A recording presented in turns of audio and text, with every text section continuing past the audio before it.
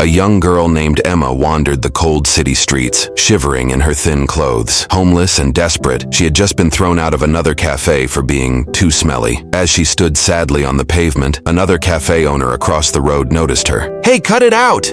You can't just throw a child out like that," she shouted. She then turned to Emma with concern.